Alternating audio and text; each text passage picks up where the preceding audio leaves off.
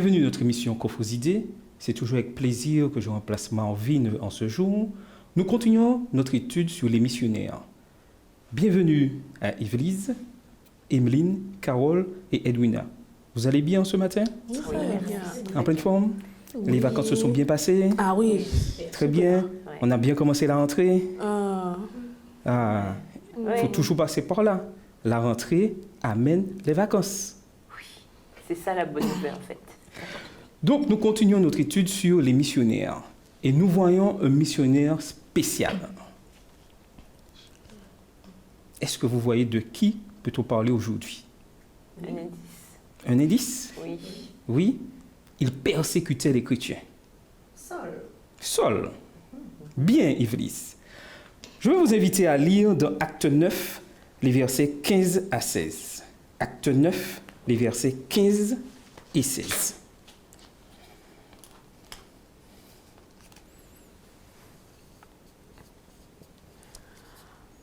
Mais le Seigneur lui dit, « Va, car cet homme est un instrument que j'ai choisi pour porter mon nom devant les nations, devant les rois et devant les fils d'Israël. Et je lui montrerai tout ce qu'il doit souffrir pour mon nom. » Alors, comme Yvelisse le disait tout à l'heure, on parle de qui dans ces deux versets? De Saul. Alors, Saul, c'était qui? Un persécuteur. Un persécuteur. Quelle fonction Saul avait-il? C'était un pharisien. Un pharisien. Alors, quel était le rôle de pharisien en ce temps-là? C'était quoi un pharisien? C'était de guider le peuple dans toute... Mais quel peuple? Dans l'observation de la loi. Mais quel peuple? Le peuple juif. Le peuple juif dans toute l'observation de la loi. Alors, pour être pharisien, que fallait-il faire? Des études. De grandes études. Des études, de grandes études. Alors, qui consistaient à quoi? Il fallait s'asseoir au pied du maître. S'asseoir au pied du maître, oui. Écouter. Il fallait lire, connaître la loi. Alors, est-ce que ces études prophètes. commençaient à l'âge de 25 ans, 30 ans Ah non, dès le plus jeune âge. Dès le plus jeune âge. Dès le plus jeune âge. Et Saul, dès l'âge de 12 ans, a étudié auprès des rabbis. Donc, il avait un bagage Donc, il est forgé. forgé dès son plus jeune âge. Et pour être pharisien, il fallait connaître la loi, c'est-à-dire les 10 commandements. Mais il y avait encore plus encore. Qu'est-ce qu'il fallait encore connaître? Tout ce qu'il y avait à côté. Le fonctionnement de la société. Oui, Les lois cérémonielles. Les principes. les principes. Voilà, Mais tous les petits- Les savez-vous chartes. combien de lois les pharisiens devaient connaître? Ah non. Alors là, En tout cas, il y en avait de multiples. Hein. Il y avait de multiples, Tout à fait Voilà. vrai. Voilà. il y avait de multiples lois. Et ces hommes devaient tout connaître. Donc, Saul, on pourrait dire, était un homme très intelligent et savait ce qu'il faisait. Il était cultivé aussi. Il était cultivé. Oui, Yvelisse. Surtout qu'il était instruit quand même par un des plus grands rabbins, Gamaliel. Tout à fait. Merci pour cette information, Yvelisse. Donc, il avait reçu cet héritage même de tous les pharisiens. Pourquoi Saul fut-il choisi pour une mission spéciale? Il faut dire que Saul, en fait, comme il était très cultivé, il était très bon dans ce qu'il faisait, on va dire ça comme ça, donc forcément, il était très motivé. Mhm. Et bien sûr, quand on est très motivé, ça nous amène à prendre des initiatives. Et Saul, voyant que la religion, entre guillemets, était un peu mise à mal par ce Jésus qui était passé par là, et puis des gens avaient commencé un petit peu à se détourner des principes traditionnels de l'Église qui existait à l'époque, eh bien, Saul a décidé qu'il serait le grand redresseur de tort, enfin, qu'il serait celui qui allait un petit peu ramener tout le monde à la raison. Et il avait décidé d'initier donc le massacre, on va dire ça comme ça, hein, le massacre des Juifs, enfin, de tous ceux qui avaient choisi en tout cas de suivre Jésus. Tout à fait. Saul était à ce moment-là, je dirais, le représentant de cette force qui avait décidé d'éliminer les chrétiens. Et nous avons vu la semaine dernière que Philippe avait dû quitter Jérusalem à cause de cette oppression et qu'il avait évangélisé, où ça? Où ça, Philippe avait été évangélisé? En Samarie. À Samarie, premier abord. Après, il y a eu l'Éthiopien. Saul avait cette mission d'éliminer tous les chrétiens. Pour Saul, cette mission venait de qui? La mission de la destruction de tous les chrétiens. De Dieu. Pour lui, cet ordre venait de Dieu. Était-il vraiment convaincu de sa mission? Oui. Ah oui. Ah oui. Et qu'est-ce qui vous prouve qu'il était vraiment convaincu par cette mission? Mais il a été demandé une lettre de recommandation pour pouvoir accomplir sa mission. Tout à fait, il était décidé. Il avait décidé de rendre justice selon l'ordre des pharisiens. Et que par cette action, il était persuadé que la vie de tous les chrétiens, l'histoire même des chrétiens allait être rayée de la carte. On n'allait plus entendre parler de cette histoire pour Saul de chrétiens. Sommes-nous convaincus autant que Saul l'était de notre mission? En tout cas, on devrait l'être. On devrait l'être. Puisque si on est convaincu, forcément, ça réveille chez nous de la motivation et ça nous donne envie d'aller plus loin. Qu'est-ce qui vraiment motivait Saul dans cette mission? Même si cette mission, on pourrait dire, n'était pas vraiment... N'allez pas dans le bon sens. N'allait pas dans le bon sens. Mais qu'est-ce qu'on peut tirer, je dirais, des points forts que Saul avait pour cette mission, pour nous aujourd'hui, en tant que chrétiens? Ce qui le pousse à accomplir cette mission, je pense, avant l'argent, c'était plus sa renommée au niveau du gouvernement, de la société. Puisque, comment dire ça, si par exemple, on prend l'exemple de Judas, pour Judas, c'était de l'argent, mais pour Saul, j'aurais plus dit, c'est de se faire connaître quoi, parmi les meilleurs pharisiens. D'accord. Et nous aujourd'hui, qu'est-ce que je peux tirer de ce dévouement de Saul? Ben, nous aussi, on devrait être comme ça, un peu motivés au point de n'avoir peur de rien et d'aller de l'avant quand il s'agit de la prédication de l'Évangile. On ne doit pas être timide et on doit être convaincu du message que nous avons à transmettre. Et c'est ça peut-être, c'est là où le bas blesse un petit peu aujourd'hui, je pense, où cette conviction manque un peu. Comme on n'est pas sûr de soi, on n'est pas sûr de ce dans lequel on croit, alors c'est clair, hein, comme on dit, la plus belle femme du monde ne peut donner que ce qu'elle a. Si je ne suis pas convaincue de ce que j'ai, je ne peux pas donner. Tout à fait. Oui, Félix? Je voudrais dire que Saul se trompait peut-être de mission, mais les caractéristiques qu'il avait, c'est qu'il avait un grand zèle et surtout, comme dit Carole, il était convaincu de ce qu'il faisait à 100%, il était déterminé et c'est peut-être ce qui nous manque. Oui, aujourd'hui, ce qui nous manque, c'est ce zèle pour aller de l'avant.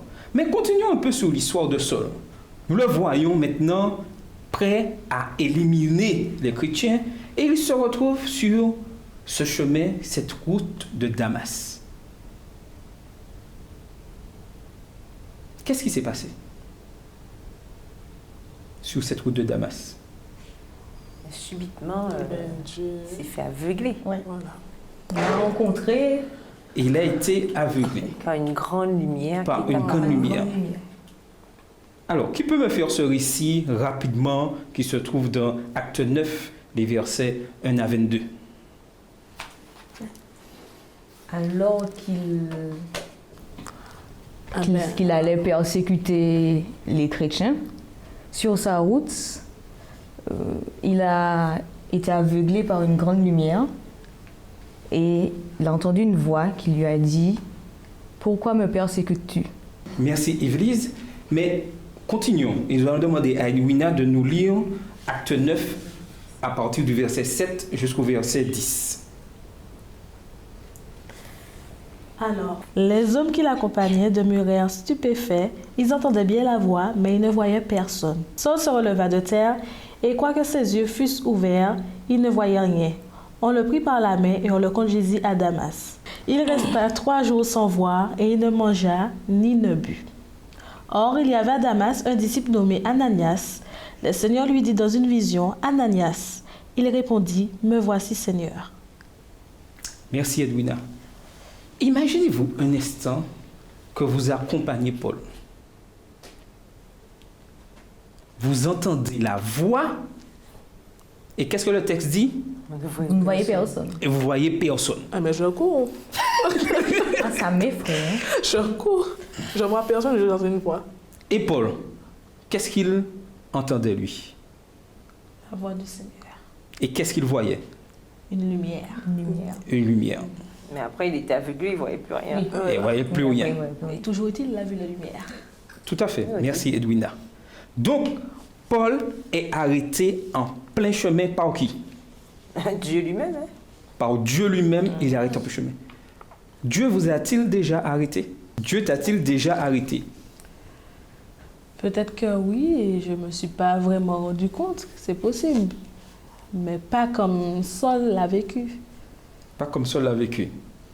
Dieu peut nous arrêter par l'intervention de quelqu'un, c'est-à-dire nous sommes, je ne sais pas, je suis addict au jeu et tout, et quelqu'un peut apparaître sur mon chemin, enfin quelqu'un que je ne connais pas comme ça, et me sort une phrase qui peut changer, bouleverser ma vie. C'est comme, je sais pas, il y a une prostituée sur mon passage, je lui parle et tout, et le fait de la discussion peut changer sa vie.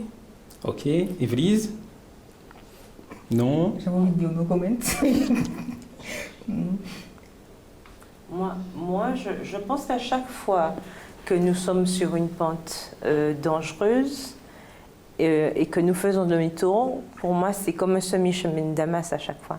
C'est-à-dire qu'à chaque fois, je suis amenée à changer de direction par rapport à une décision que j'ai prise, par rapport à une action que j'allais faire, par rapport à quelque chose qui ne plairait pas à Dieu, normalement, et que je me détourne de ça, en quelque part, c'est un chemin de Damas, puisque on a vu que Saul, c'était ça. Il était en chemin pour faire une bêtise sans le savoir. Et nous aussi, ça nous arrive d'emprunter des chemins. On ne sait pas encore, mais Dieu, heureusement, il est omniscient et omnipotent. Donc, avant de tomber dans le piège, il nous avertit déjà. Et quand nous obéissons et faisons demi-tour, comme Saul l'a si bien fait, alors là, nous sommes sauvés. Et je pense que ça nous arrive. Mais si je vous dis en ce matin que nous sommes tous passés par le chemin de Damas, oui ou non? Ah ben oui. Ben oui, Pourquoi? par les autres. Nous avons tous choisi de suivre Christ. Tout à fait. Avant, nous ne connaissions pas qui était Christ. Et Saul était dans la même situation. Il croyait connaître Christ. Et nous tous, avant notre baptême, nous étions dans la même situation. Et à un moment, Dieu nous a arrêtés. Pas de manière aussi spectaculaire que Saul. Bien que j'aurais bien aimé être dans le cas de Saul, être arrêté comme ça. Chacun a son expérience. Mais chacun d'entre nous, et vous aussi, vous qui nous suivez, avez eu cette expérience où Dieu nous a arrêtés. Mais le choix final revient à qui? À nous. Alors, imaginez-vous, est-ce que Saul pouvait-il renoncer à cet appel? Mais bien sûr. Mais bien sûr. Dieu n'oblige personne. Dieu n'oblige Bien sûr, personne. nous avons le libre arbitre. Tout à fait. Dieu nous laisse le libre arbitre. Et Saul avait cette possibilité de dire non. Voilà. Mais Dieu met toujours des occasions à tout moment de notre existence. Et là, lorsqu'il veut, lorsque nous venons à lui, il met ces occasions. Et même lorsque nous faisons marche arrière, il met à nouveau des occasions. Pourquoi? Parce qu'il nous aime et souhaite que chacun d'entre nous puisse être sauvé. Il faut savoir que Dieu peut nous transformer et il nous transforme. Saul en est l'exemple typique, même. Alors, Edwina, au verset 10, mettait en avant un homme, Ananias. Ananias. Ananias, c'est un prophète de Dieu. Mettez-vous à la place d'Ananias. Et les versets 11 jusqu'à 15 expliquent tout ceci. Ananias reçoit cette vision de Dieu, va voir Saul qui t'attend pour lui imposer les mains afin qu'il recouvre la vue. et qu'il devienne un de mes disciples. Pensez-vous qu'Ananias connaissait Saul? Bien sûr. Bien sûr. Tout le monde Bien sûr, connaissait Tout le Saul. monde connaît Saul. Toute la société. C'était la star mal aimée du coin, enfin du pays. Mais Saul était venu pour exterminer Ananias aussi. Voilà. Tout à Donc fait. on avait déjà averti. Et Dieu lui dit, va voir. Quelle est la réaction d'Ananias? Première réaction. Bah, il dit, mais Seigneur, attends, mais il était venu pour nous tuer, tout ça. On connaît tous sa réputation. Attends, mais non. On connaît Mais tout ça. Tu m'envoies déjà là. Le simple fait d'y aller seulement, je sens que je vais perdre la vie et tu m'envoies. En gros, c'était quoi le problème d'Ananias? Manque de foi. Manque de foi, ensuite. Ben, il a eu peur. Il a eu peur, ensuite. Parce qu'il connaissait, il avait entendu parler. Il avait entendu parler de Saul. Oui, mais Donc, qui lui parle? c'est Dieu. Est-ce que des fois, lorsque Dieu nous parle, nous mettons en doute sa parole? Souvent, ça nous arrive. On peut dire que Ananias a mis en doute la parole de Dieu. Normalement, Dieu lui dit va, normalement, je dois y aller tout de suite. Oui, mais souvent le doute vient quand ça ne correspond pas à notre logique humaine. Puisqu'on se dit que Dieu, il veut notre bien. D'accord? D'accord. Donc, il veut mon bien, il ne va pas m'envoyer voir mon bourreau. Ce n'est pas possible. Dieu connaît, il sait. Parce que, bon, l'Éternel savait qui était Saul. Donc, ce n'était pas Ananias de rappeler au Seigneur, bon, ben, quand même, j'ai entendu que c'était pas trop super. Hein, avec ce gars-là, C'est bon, pas sûr, il là, faut on se va. méfier. Bon, voilà, hein, c'était quand même pas le rôle d'Ananias, puisque le Seigneur connaît tout. Donc, effectivement, Ananias, en tant que disciple, il a dû se dire, bon, ben, c'est une vision et tout, mais en quelque part, l'humain est toujours là. On a peur d'aller contre les préjugés, ce qu'on entend, les réputations, etc. Donc, on aime mettre ça de l'avant, alors qu'effectivement, en tant que missionnaire, ça devrait passer au second rang. C'est comme le missionnaire qui va chez des anthropophages, en fait. Donc, les gens qui... quel est l'autre terme qu'on emploie déjà? Cannibale? Des cannibales, voilà. On me dit d'aller en mission chez des cannibales. C'est sûr que je vais dire, bon, Seigneur, tu es au courant qu'ils mangent des gens? Voilà. Donc, c'est un petit peu ça. Dieu cessera de L'appréhension. L'appréhension. L'appréhension. L'appréhension. Donc, humainement, il faut reconnaître que nous n'arrivons pas tout à fait à comprendre les plans de Dieu quand il nous parle. Le jugement d'Ananias, on peut le dire comme ça, était-il fondé? Oui. Il avait des preuves, des éléments. Ah, mais oui, bien sûr. Alors, ma question est, lorsque nous avons des convictions, je dirais, sur certaines personnes, est-ce que nous sommes prêts à accepter que Dieu peut faire ce changement en eux? Pas tout le temps le cas. C'est pas tout le temps le cas. Et c'est ce qui est dommage. Est-ce que je prie pour qu'il y ait ce changement envers ceux qui me persécutent? C'est difficile, hein? Bonne question. Et pourtant, Dieu Priez pour nous vos incite à le ennemis. faire. Priez pour vos ennemis, tout à fait. On a du mal, hein? Ça? C'est difficile. Beaucoup, hein? beaucoup. C'est Bénissez ceux qui vraiment... vous maudissent. Edwina, Yvelise, Emeline, auxquels vous vivez avec auprès des jeunes. Et des fois, nous sommes persécutés, vous êtes persécutés. Ah bon? Vous êtes mal aimés, non? Non, pour l'instant, c'est pas notre cas. En fait, je sais pas pour Enfin, vous, moi, mais non, c'est pas mon cas. Non. Mais certains jeunes sont mal aimés. Donc, il y en en a fait, des- vous voulez dire que tout le monde vous aime? Mais en tout Ah cas, non, mais on n'est pas persécuté, voilà. Persécuté, Vous et dire puis- Non, que- mais est-ce que tout le monde vous aime? Oh, oui. Après, Moi, ça moi, compte, oui, vu moi. que je fais du bien aux gens, donc normalement, oui. Non, moi, j'ai Attends. compris. Après, Oui, on a compris, Après, mais... il y a des gens qui ne t'aiment pas et tu n'es pas au courant. D'accord. Et à Non, leur c'est manière vrai. de fonctionner, Non, tu moi, sens pas qu'il y a un sous roche. question. tu as, Alors, tu as Yvelise- des gens qui des fois tu ne parles pas, la personne est jalouse, mais tu sais même pas qu'elle elle est jalouse de toi, tu sais pas. C'est quelqu'un qui te dit ça en fait. D'accord, Emeline. Voilà. Mais Yvelise, Ah, mais j'ai oublié ta question maintenant, tu vois. Tu disais que c'était le cas Voilà. pour toi. Oui, mais c'est difficile en fait de se dire que bon, cette personne-là peut changer. C'est difficile de se dire aussi qu'il faut que je prie pour cette personne, il faut que... que cette personne aussi a besoin de Dieu, que Dieu l'aime. Enfin, c'est difficile quand quelqu'un qui nous persécute ou qui ne nous aime pas trop,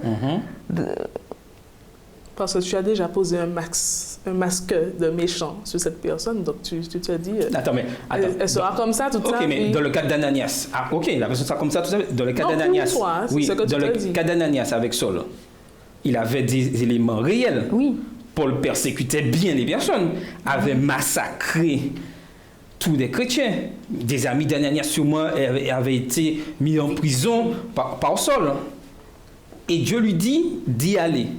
Et quand il va, il faut en lui-même, il se prépare en disant que il y va pour convertir Saul. Et que Saul va devenir un chrétien comme lui, un disciple de Dieu. Non, c'était difficile à concevoir. C'est sûr que c'est quelque chose. Mais quand même, il avait la foi. Enfin, même s'il a douté, mais il a fait le pas. Alors, ma question, il est allé. Alors, qu'est-ce qui lui a donné cet élan de pouvoir y aller? Parce qu'il sait que Dieu, c'est Dieu. Dieu peut tout à 100%. D'accord. Puis il est obéissant. Il est obéissant, oui, Église. Dieu l'a rassuré. Parce que celui qui craint Dieu, il obéit à ses commandements et il est prudent. D'accord. Donc, Anania, il était prudent. Mais il faut dire aussi que le Seigneur a rassuré aussi Ananias, parce qu'il lui dit dans Acte 9, le verset 15, « Va, car cet homme est un instrument que j'ai choisi pour porter mon nom devant les nations, devant les rois et devant les fils d'Israël.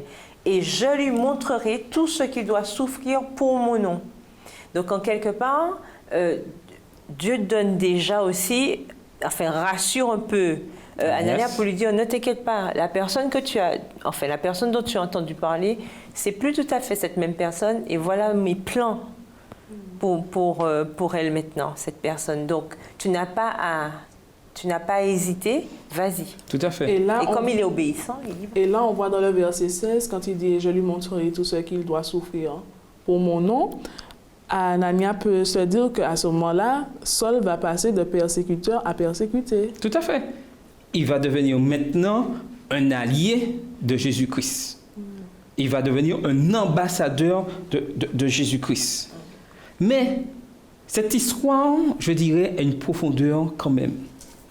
Cette espérance que nous avons, l'espérance en Jésus-Christ. C'est quoi cette espérance-là? C'est qu'il revient. Jésus revient, oui, mais est-ce qu'il revient pour moi seulement? Non. Et qu'il revient pour tout le monde. C'est-à-dire que ceux qui n'ont pas encore accepté, ceux qui ont accepté Jésus-Christ, tous ont un choix à faire. Le Christ ne fait pas de parti pris. Tout le monde est appelé à être sauvé. Même notre pire ennemi. Mais sommes-nous prêts à être de véritables missionnaires envers nos ennemis? Dites-moi. C'est ça le truc. Le véritable défi, en fait. Ça, voilà. Un missionnaire ne fait acception de personne. Un missionnaire va toujours de l'avant pour annoncer que Christ revient. Il annonce que Christ est mort pour son prochain. Est-ce que nous souhaitons que nos ennemis, comme nos amis, obtiennent cette espérance? Alors, qu'est-ce que je dois faire pour que tout le monde, tous ceux qui m'entourent, puissent avoir, je dirais, cet aperçu de cette espérance en tant que missionnaire? Qu'est-ce que je dois faire? Déjà, tout comme Saul, il faut changer. Il faut changer. C'est-à-dire, première chose, prier, certes. Et accepter Christ, mais comme qu'est-ce que nous avons tendance à faire vis-à-vis des autres le plus souvent? Nous devons éliminer tout jugement. Les préjugés aussi. Nous devons éliminer tout préjugé. C'est très important. Il faut prendre sur soi pour aller vers son ennemi. Parce que si je garde ces préjugés, si je garde ce jugement, si Ananias avait gardé ce jugement qu'il avait sur Paul, jugement qu'on pourrait dire fondé, puisqu'il avait des preuves, serait-il allé lui imposer les mains? Non. À aucun moment. À aucun moment il l'aurait fait. Élément très important. Ensuite, nous devons faire disparaître en nous toutes sortes d'hypocrisie. Et c'est ça un missionnaire. Faire disparaître en nous toute hypocrisie. Et en dernier lieu, être sensible aux autres. Être sensible aux autres, c'est-à-dire savoir que l'amour du prochain, que Christ est mort pour tous. Et nous devons avoir cet amour pour les autres. Mais Saul, est-il resté seul? Non. Non. Non. Quand on rencontre Dieu, On va C'est dire pas quelque fait chose. pareil. Il y a un changement. Il ne pouvait pas rester seul. Il était appelé à changer. Mais à changer quoi? Son caractère. Son caractère, Le sens de sa mission. le sens de sa mission. Très important. Est-ce que tout ce qu'il avait étudié devenait nul maintenant qu'il avait appris à connaître qui était Dieu? Mais non. Au contraire. Ah. Maintenant, il allait pouvoir utiliser, donc réinvestir toutes ces qualités-là, toutes ces bonnes choses, toutes ces connaissances, tout son savoir pour la cause de Dieu. Tout à fait. Dans la bonne direction cette fois. Tout le bagage intellectuel qu'il avait reçu ne disparaissait pas parce qu'il avait rencontré Dieu. Exactement.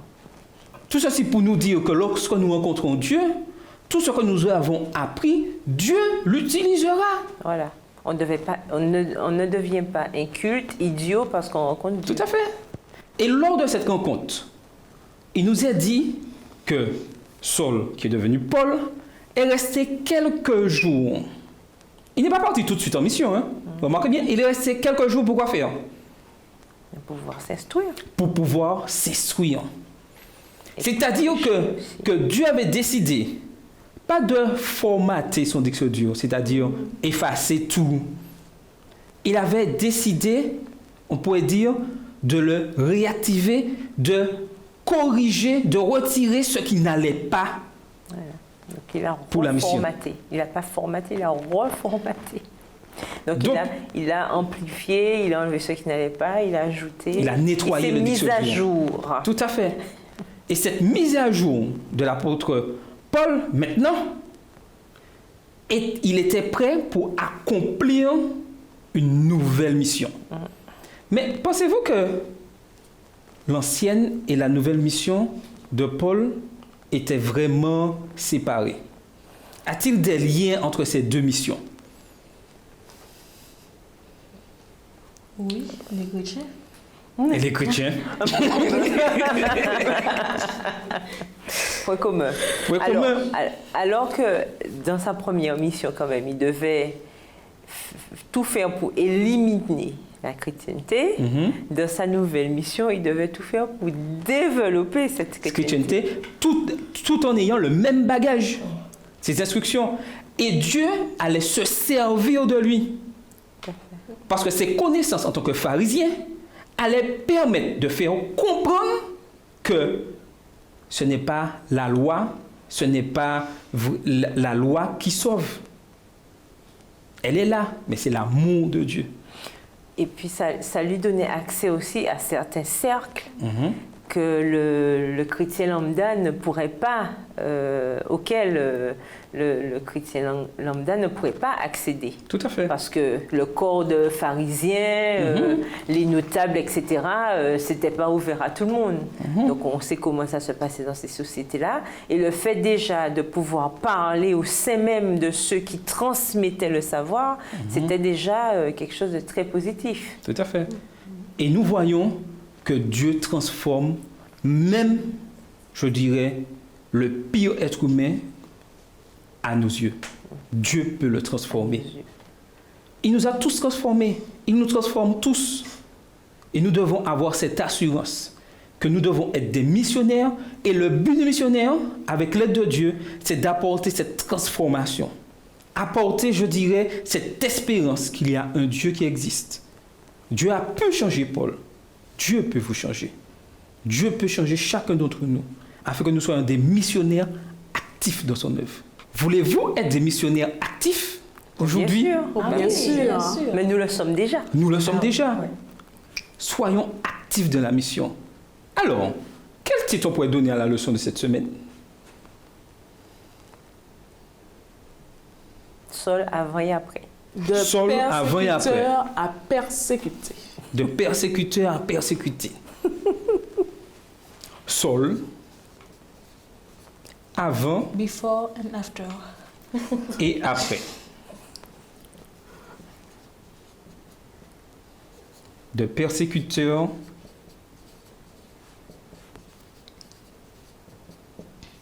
à persécuter.